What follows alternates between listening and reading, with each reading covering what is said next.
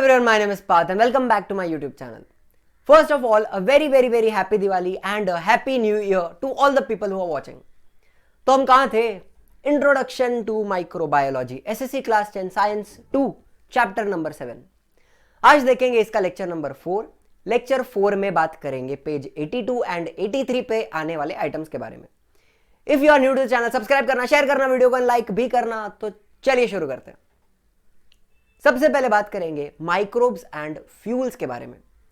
देखो, बहुत सारे माइक्रोब्स हैं, माइक्रो ऑर्गेनिजम्स हैं जो हमें फ्यूल्स बना कर देते हैं. सबसे पॉपुलर फ्यूल आपने सुना होगा बायोगैस, गोबर गैस. एंड ये बायोगैस बनता है फ्रॉम बायोडिग्रेडेबल वेस्ट, डिकम्पोजिबल वेस्ट, जिसको हम वेट वेस्ट भी बोलते हैं.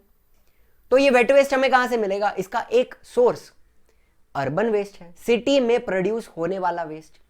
डोमेस्टिक वेस्ट, घर घर से आने वाला, किचन में से आने वाला वेस्ट, वेजिटेबल मार्केट का, मच्छी मार्केट का वेस्ट, ये सब हो गया. फिर एग्रीकल्चरल वेस्ट ले सकते हैं हम. क्रॉप्स को कट करने के बाद, हार्वेस्टिंग करने के बाद जो क्रॉप का बचा हुआ पार्ट्स है उसको भी हम यूज कर सकते हैं. And industrial waste, food industry होती है, जूस वाली इंडस्ट्री, जैम वाली इंडस्ट्री, तो वहां से भी वेस्ट जो मिलेगा वो बायोडिग्रेडेबल है. तो हमने अर्बन वेस्ट लिया, एग्रीकल्चरल वेस्ट लिया एंड इंडस्ट्रियल वेस्ट लिया. इन तीनों के साथ हम एनिमल्स का छीछी, पुप्पू, टट्टी ये सब भी मिक्स कर देंगे. करेक्ट. एंड वो पूरे मिक्सचर को हम एक बायोगैस प्लांट के अंदर डाल देंगे. इस बायोगैस प्लांट के अंदर क्या हो रहा है? माइक्रोबियल एनेरोबिक डिकम्पोजिशन हो रहा है. डिकम्पोजिशन मतलब ब्रेक डाउन. एनेरोबिक मतलब in the absence of oxygen, मतलब ये जो पूरा कार्यक्रम हो रहा है डिकम्पोजिशन का, ये बिना ऑक्सीजन के हो रहा है. ठीक है. And after this decomposition gas produce होगी. वो गैस क्या है? बायोगैस है. एंड उस बायोगैस में सबसे मेजर कंपोनेंट है मीथेन गैस. बायोगैस के अंदर 50 to 70% मीथेन होता है. एंड मीथेन कंबस्टिबल है, जलता है, तो उसको हम कुकिंग वगैरह के लिए यूज कर सकते हैं. करेक्ट है. यहां तक कहानी समझ में आ गई. अब आपको एक बात बताता हूं, हम सब भी एक छोटा सा बायोगैस प्लांट है. हमारे इंटेस्टाइन के अंदर भी ये एनेरोबिक डिकम्पोजिशन होगा, हमारे अंदर भी गैस प्रोड्यूस होगी और वो गैस हम करके छोड़ देते हैं. आपको पता है उस गैस में भी मीथेन है. तो इसको प्रूव अगर आपको करना है, अगर आपको एक एक्सपेरिमेंट करना है, तो एक लाइटर ले लो, लाइटर को जलाओ एंड उसके ऊपर कर दो, तो फ्लेम्स प्रोड्यूस होंगी. तो यू कैन एक्सपेरिमेंटली प्रूव कि भाई हम भी गैस प्रोड्यूस कर रहे हैं, हमारे अंदर भी मीथेन बन रही है. ठीक है. आपके लिए होमवर्क है, घर पे करके देख लेना. ठीक है. तो दूसरा फ्यूल है हमारा एथेनॉल. एथेनॉल क्या है? It is a type of alcohol. और ये एथेनॉल किस तरह से बनता है इसके बारे में हमने विस्तार में चर्चा की हुई है, फिर भी देख लेते हैं. हमारे पास रॉ मटेरियल है मोलासेस. याद करना वो दिन शुगर इंडस्ट्री में एक वेस्ट प्रोडक्ट बनता है, sugar molasses. Thick black syrupy liquid होता है. इसका हम करेंगे फर्मेंटेशन. फर्मेंटेशन करने के लिए हम क्या यूज करेंगे? हमारा प्यारा सैक्रोमाइसिस सेरीवीसीए, हमारा ईस्ट. फर्मेंटेशन के बाद क्या मिलेगा? Carbon dioxide and ethanol. Carbon dioxide gas है, वो उड़ जाएगी एंड हमारे पास क्या बचेगा? Ethanol fuel. अब आपको एक बात बताऊं, ये एथेनॉल पेट्रोल के साथ मिक्स किया जाता है बहुत सारी कंट्रीज में. इंडिया में भी पेट्रोल में 5% एथेनॉल मिक्स करते हैं. क्यों करते हैं पता है? ये एथेनॉल पेट्रोल को कंप्लीटली बर्न होने में हेल्प करेगा. सीधी भाषा में आपको बताता हूं, आपने बहुत बार देखा होगा गाड़ी में से काला काला धुआं निकल रहा है. वो काला काला धुआं कब निकलता है? जब पेट्रोल इनकम्प्लीटली बर्न होता है. करेक्ट. जब पेट्रोल इनकम्प्लीटली बर्न होता है, काला काला धुआं आएगा, पॉल्यूशन होगा. एथेनॉल क्या करेगा? पेट्रोल को कंप्लीटली बर्न होने में हेल्प करेगा. मतलब काला काला धुआं प्रोड्यूस नहीं होगा, पॉल्यूशन कम होगा. Are you understanding? Ethanol pollution को थोड़ा कम करने में हेल्प करेगा. एक बात हो गई. एंड हमारा तीसरा फ्यूल है हाइड्रोजन गैस. हाइड्रोजन एक्सप्लोजिव है, फट जाता है. एंड इसको हमने फ्यूल ऑफ फ्यूचर बोला है. अभी इसको हम यूज नहीं कर सकते, लेकिन आने वाले समय में इसको यूज किया जा सकता है. इसके पीछे भी बहुत सिंपल सा रीजन है. देखिए, हाइड्रोजन को प्रोड्यूस करना बहुत ही ज्यादा कॉस्टली है. उसको ट्रांसपोर्ट करना, उसको स्टोर करना बहुत ज्यादा डिफिकल्ट है, रिस्की है. एंड पेट्रोल पंप होते हैं पेट्रोल भराने के लिए, वैसे ही हाइड्रोजन के ऊपर अगर गैस चल रही है, हमारी गाड़ी चल रही है, तो हाइड्रोजन रिफ्यूलिंग स्टेशंस भी हमें बनाने पड़ेंगे अलग से, जहाँ पे हाइड्रोजन गैस मिलेगी। तो उतना सारा इंफ्रास्ट्रक्चर डेवलप करना पड़ेगा, बहुत ज़्यादा खर्चा होगा। तो ये सब अभी किया जा सकता नहीं है, लेकिन आने वाले समय में शायद हो सकता है। तो ये हाइड्रोजन गैस किस तरह से बनने वाली है, देखिए। In the presence of sunlight certain bacteria can break down water. Water का फॉर्मूला क्या है? H2O। हाइड्रोजन, 2 हाइड्रोजन है एंड एक ऑक्सीजन है। सनलाइट के प्रेजेंस में कुछ बैक्टीरिया वाटर मॉलिक्यूल को ब्रेक कर देते हैं, तो हाइड्रोजन रिलीज होगा। करेक्ट। हाइड्रोजन ऑक्सीजन अलग हो जाएंगे तो हाइड्रोजन रिलीज होगा। इस प्रोसेस को बायोफोटोलाइसिस ऑफ वाटर बोलते हैं। बायोफोटोलाइसिस ऑफ वाटर मतलब बता देता हूं। बायो मतलब लिविंग ऑर्गेनिज्म, मतलब माइक्रो ऑर्गेनिज्म। फोटो मतलब लाइट, लाइसिस मतलब ब्रेक डाउन। मतलब living organisms in the presence of sunlight, biophoto, break down water. Living organisms in the presence of sunlight break down water, इसको बोलते हैं बायोफोटोलाइसिस of water. समझ रहे हो? तो क्या रिलीज होगा यहां पे? हाइड्रोजन गैस रिलीज होने वाली है वाटर में से, एंड इसको हम फोटो रिडक्शन भी बोलते हैं। अब थोड़ा केमिस्ट्री याद करना। रिडक्शन मतलब क्या? Gain of electrons. ऑक्सीडेशन मतलब लॉस ऑफ इलेक्ट्रॉन्स। तो यहां पर ये जो रिएक्शन हो रहा है, वाटर का फॉर्मूला क्या है? H2O। ऑक्सीजन इलेक्ट्रॉन्स लूज करता है, यहां पे ऑक्सीजन इलेक्ट्रॉन्स लूज करता है, हाइड्रोजन इलेक्ट्रॉन्स को एक्सेप्ट करता है। मतलब हाइड्रोजन का क्या हो रहा है? रिडक्शन हो रहा है। एंड ये पूरी प्रोसेस हो रही है सनलाइट के प्रेजेंस में, तो इसको हम फोटो रिडक्शन बोलेंगे। शायद थोड़ा सा कॉम्प्लिकेटेड हो सकता है समझने में, कोशिश करना मेरे साथ साथ। कहानी समझ रही है? फोटो रिडक्शन, सनलाइट के प्रेजेंस में हाइड्रोजन इलेक्ट्रॉन्स एक्सेप्ट करता है, H2 गैस बन जाती है एंड गैस रिलीज हो रही है। ठीक है। इस चीज का कोई भी एक्सप्लेनेशन आपके टेक्स्ट बुक में नहीं दिया हुआ है, बिकॉज आपकी टेक्स्ट बुक बहुत ज्यादा ऑसम है। थोड़ा आगे जाते हैं। तो ये तो हमारे फ्यूल्स हो गए। फ्यूल्स के अलावा भी बहुत सारे industrial chemicals, they are produced by microbial processes. ये हमने लास्ट लेक्चर में भी पढ़ा था, हमने टेबल्स पढ़े थे। तो बहुत सारे अल्कोहल्स हैं, एसीटोन, एसीटोन मतलब नेल पॉलिश रिमूवर। फिर बहुत सारे ऑर्गेनिक एसिड है, ऑर्गेनिक एसिड का टेबल हमने पढ़ा हुआ है। फैटी एसिड्स, पॉलीसैकेराइड्स, तो ये सारे केमिकल्स भी माइक्रोब्स बनाकर देते हैं। सिंपल है यहां तक। एक आखिरी बात, बायोफ्यूल्स। बायोफ्यूल मतलब fuel which is obtained from plant and animal material. Plant या एनिमल में से मिलने वाला फ्यूल, उसको क्या बोलेंगे? बायोफ्यूल। ये बायोफ्यूल रिन्यूएबल है एंड 3 टाइप का होता है, solid, liquid, gaseous. Solid biofuel है चारकोल। चारकोल बनता है लकड़े से, वुड से। जब लकड़े को ऑक्सीजन के एब्सेंस में जलाया जाता है, आई रिपीट, जब लकड़े को ऑक्सीजन के एब्सेंस में जलाया जाता है तब हमें मिलता है चारकोल। आपने भुट्टा वगैरह सेकते हैं ना, वो लोग छोटा छोटा पीसेस यूज करते हैं कोल का, वो एक्चुअली क्या होता है? चारकोल होता है। ऑब्जर्व करना, ठीक है। फिर डंग, टट्टी, गोबर। आपको पता है गाय का जो गोबर है उसको ऐसा फ्लैट शेप दिया जाता है, डंग केक्स बोलते हैं, मराठी में गोवऱ्या बोलते हैं if I am not wrong. इसको भी यूज किया जाता है for cooking and other purposes. Holi वगैरह में भी यूज किया जाता है, आपने देखा होगा। एंड क्रॉप रेसिड्यू, क्रॉप्स का जो बचा हुआ पार्ट्स है, इसको भी जलाया जा सकता है। तो ये हो गया सॉलिड बायोफ्यूल। फिर लिक्विड की बात करें तो वेजिटेबल ऑयल्स हैं बहुत सारे एंड एल्कोहल। एल्कोहल फर्मेंटेशन से बनते हैं। एंड गैशियस की बात करें तो हमने ऑलरेडी देखा, गोबर गैस, बायोगैस, ये है हमारा गैशियस बायोफ्यूल। तो 3 टाइप का बायोफ्यूल याद रखना, solid, liquid and gaseous. Examples बहुत ज्यादा सिंपल हैं। यहां तक की कहानी समझ गई है तो चलिए थोड़ा आगे जाते हैं। बच्चों एक बात तो माननी पड़ेगी, ये जो पॉल्यूशन है लाइट के स्पीड से भी ज्यादा तेजी से बढ़ रहा है। There is a constant increase in pollution. Solid waste की बात करें तो paper, plastic, rubber, glass, metal, जितना वेस्ट आप इमेजिन कर सकते हो वो सारा यहां आ गया। आपको एक बात बताऊं, प्लास्टिक जो है वो आज से 100 साल पहले 1907 में पहली बार बनाया गया था। 100 साल से हम प्लास्टिक बना रहे हैं एंड आज के डेट में इंडिया में per day 26,000 tonne plastic waste generate हो रहा है। हिसाब लगाइए। दूसरी बात, ह्यूमंस ने टेक्नोलॉजी में भी बहुत सारी एडवांसमेंट करी हुई है। टेलीविजन आया, कंप्यूटर आया, लैपटॉप आया, मोबाइल फोन्स आया। लास्ट 10 ईयर में मोबाइल फोन मार्केट ने मचा दी है। हर साल नया फोन आता है। अगर आप 1 साल पुराना फोन यूज करते हो तो आपको वो आउटडेटेड, पुराना फील होने लगता है। आपके अंदर चुल मचने लगती है कि हर साल नया फोन लेना है, अपडेटेड रहना है। तो इमेजिन करिए कितना ज्यादा इलेक्ट्रॉनिक वेस्ट प्रोड्यूस हो रहा है। जितनी टेक्नोलॉजी डेवलप होती है उतना ही ज्यादा वेस्ट प्रोड्यूस होता है।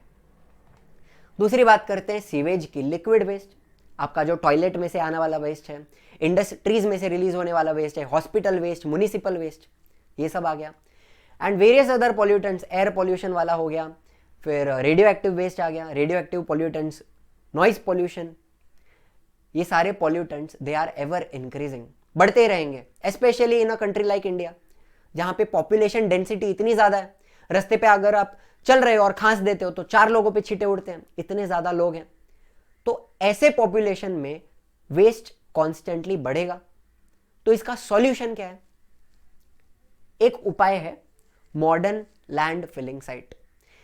लेकिन ये इंडिया के लिए नहीं है, इंडिया में ये आपको मिलेगा भी नहीं। इंडिया में ओपन डंपिंग होती है। एक बड़ा सा एरिया होता है, वहां पे कचरा डंप कर दिया जाता है, कचरे का ढेर बन जाता है एंड वो कचरा वहां सालों साल रहता है, उसका कुछ नहीं होता।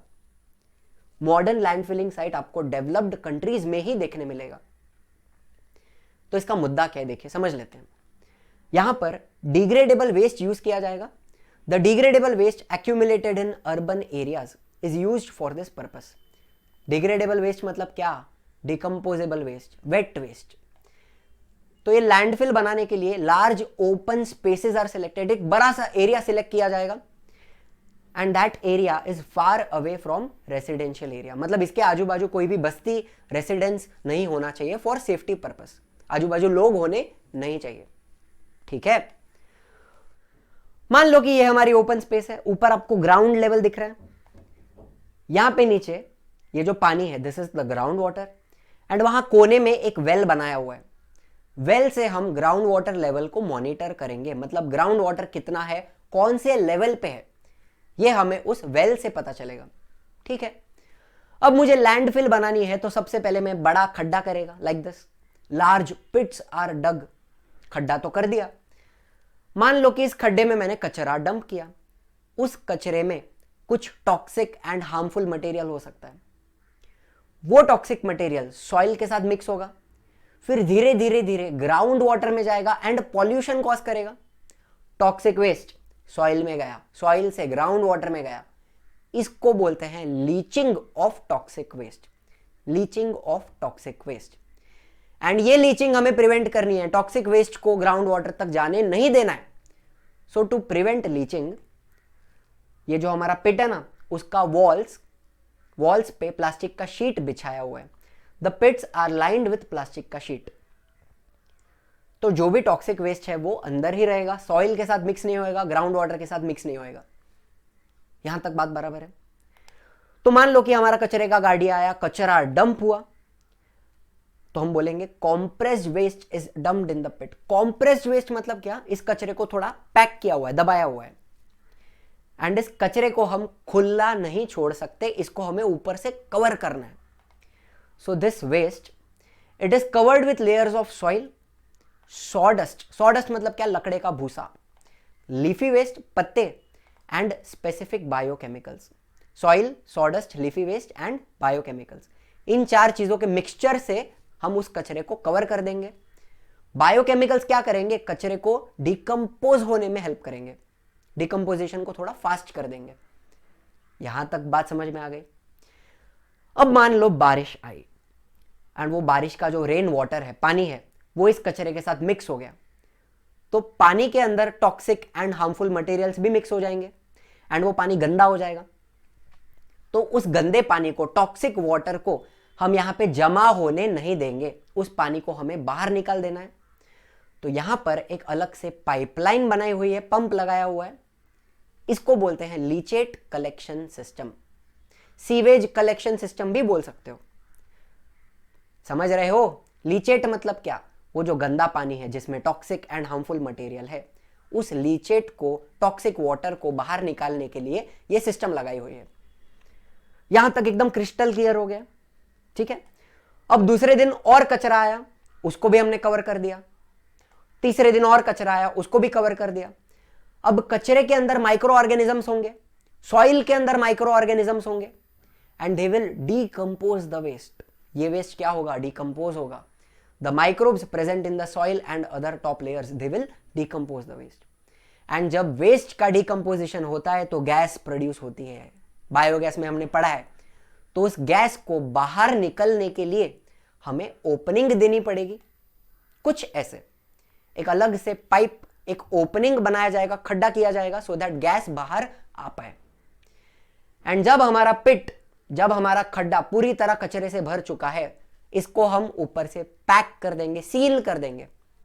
The completely filled pit will be sealed with soil slurry. Soil slurry मतलब कीचड़, ऊपर से कीचड़ से पैक कर देंगे। अंदर डीकंपोजिशन चल रहा है।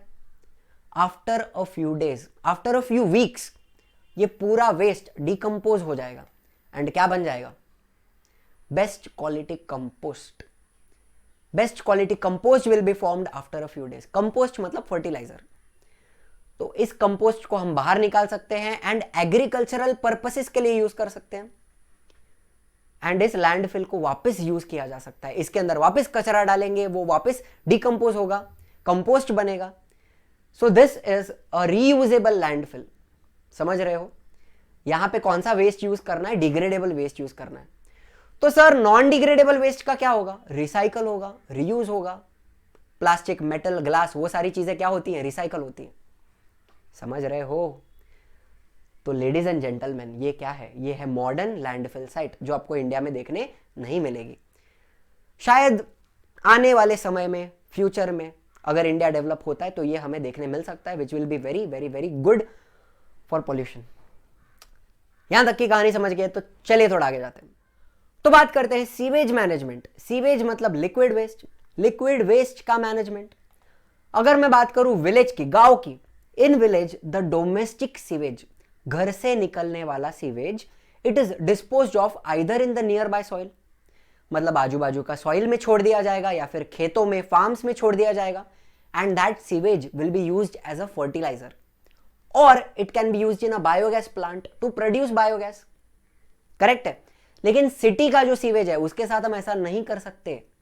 सिटी के अंदर हॉस्पिटल्स हैं, लैबोरेटरीज हैं, केमिकल इंडस्ट्री है, तो सिटी के सीवेज के अंदर बहुत सारा टॉक्सिक एंड हार्मफुल मटेरियल होगा। तो उस सीवेज को हम डायरेक्टली सॉइल में या फिर वाटर बॉडी में, लेक में, रिवर में, ओशन में नहीं छोड़ सकते। तो क्या करें? सिटी के सीवेज को, देखो, इन cities the sewage needs to be carried to processing units and it is acted upon by microbial process। तो सिंपल भाषा में सीवेज को ट्रीट करना पड़ेगा, उसको प्रोसेस करना पड़ेगा, क्लीन करना पड़ेगा यूजिंग माइक्रोब्स, एंड तब जाके उस पानी को आप रिलीज कर सकते हो। या तो सॉइल में छोड़ दो, या फिर रिसाइकल कर सकते हो, या फिर लेक, रिवर में, ओशन में, जहां छोड़ना छोड़ दो। करेक्ट? तो स्टेप नंबर 1, मान लो कि ये हमारा सीवेज है, तो हम सीवेज के अंदर सबसे पहले माइक्रोब्स को मिक्स करेंगे। Microbes are mixed with the sewage. ये माइक्रो ऑर्गेनिजम्स सीवेज के अंदर के ऑर्गेनिक मैटर को डिकम्पोज करेंगे। पहली बात, the microbes they will decompose the organic compounds and they will also destroy the pathogens of cholera. मतलब कॉलेरा का जो बैक्टीरिया है उसको ये लोग मार देते हैं, टाइफॉइड का जो बैक्टीरिया है उसको भी ये लोग मार देते हैं। तो कहना ही से पानी थोड़ा थोड़ा साफ हो रहा है, पानी के अंदर के हार्मफुल माइक्रो ऑर्गेनिजम्स मर रहे हैं। एंड एक और बात, जब ऑर्गेनिक मैटर डिकम्पोज होता है तो मीथेन, कार्बन डाइऑक्साइड, ऐसा सब गैस प्रोड्यूस होता है। तो ड्यूरिंग दिस प्रोसेस गैसेस भी रिलीज होंगी। करेक्ट? एंड एक और बात ध्यान से सुनना, एक बैक्टीरिया है फिनॉल ऑक्सीडाइजिंग बैक्टीरिया। नाम बहुत प्यार से पढ़ना। Phenol oxidising bacteria decomposes the xenobiotic chemicals present in sewage. Xenobiotic chemical मतलब क्या? ध्यान से सुनो। हमारा जो सीवेज है, लिक्विड वेस्ट, उसके अंदर नॉर्मली क्या होना चाहिए? छीछी, पुपू, शुशु, टट्टी, organic matter, vegetable waste, fruit waste, ये सब होगा। लेकिन सिटी में हॉस्पिटल्स हैं, लेबोरेटरीज हैं, केमिकल इंडस्ट्रीज हैं, वहां से वो सारे केमिकल्स भी सीवेज के अंदर मिक्स हो रहे हैं, और ये सारे केमिकल्स नॉर्मली सीवेज के अंदर नहीं होने चाहिए। तो ये जो एक्स्ट्रा केमिकल्स हैं इनको हम बोलते हैं जीनोबायोटिक केमिकल्स। तो उनका डेफिनेशन क्या है, सिंपल सा, the chemicals which are not normally found in sewage. ठीक है, उनकी नॉर्मली जगह नहीं है सीवेज के अंदर, फिर भी ह्यूमंस ने ऐड किए हुए हैं। तो इन जीनोबायोटिक केमिकल्स को भी ब्रेक डाउन करना है, डिकम्पोज करना है, तोड़ना है। कौन करेगा? Phenol oxidising bacteria. तो यहां तक मुझे बताओ, हमारा पानी साफ हो रहा है, पानी के अंदर का पैथोजन मर रहा है, पानी के अंदर का ऑर्गेनिक मैटर डिकम्पोज हुआ, जीनोबायोटिक केमिकल भी डिकम्पोज हो गया, पानी साफ हो रहा है। उस साफ पानी को, क्लीन वाटर को मैं सेपरेट करूंगा तो नीचे मुझे कुछ सॉलिड मटेरियल मिलेगा। ये जो सॉलिड मटेरियल मिल रहा है इसको बोलते हैं sludge. The sludge that settles down in the process, it can be used as a fertiliser. ये जो स्लज है ना, ये भी डिकम्पोज्ड मैटर है, इसको हम एज अ फर्टिलाइजर यूज कर सकते हैं। एंड अब हमारा पानी कैसा है? एनवायरमेंटली सेफ है। The water released after microbial treatment is environmentally safe. इसको आप जहां चाहे वहां छोड़ दो भाई, सॉइल में डालो, रिवर में डालो, लेक में डालो, ओशन में डालो, सी में डालो, जहां डालना है डाल दो। ठीक है, तो ये हो गया आपका sewage treatment, sewage management. I hope सारे कंसेप्ट, सारे टॉपिक्स एकदम क्लियर हैं, कोशिश पूरी की गई है। Modern landfill site I hope India में भी किसी दिन बन जाए। अगर आपको वीडियो अच्छा लगा है तो शेयर करना, लाइक करना, लाइक बटन तोड़ देना, सब्सक्राइब बटन भी तोड़ देना। सारी दुनियादारी यहीं खत्म करते हैं as usual. Thank you very much.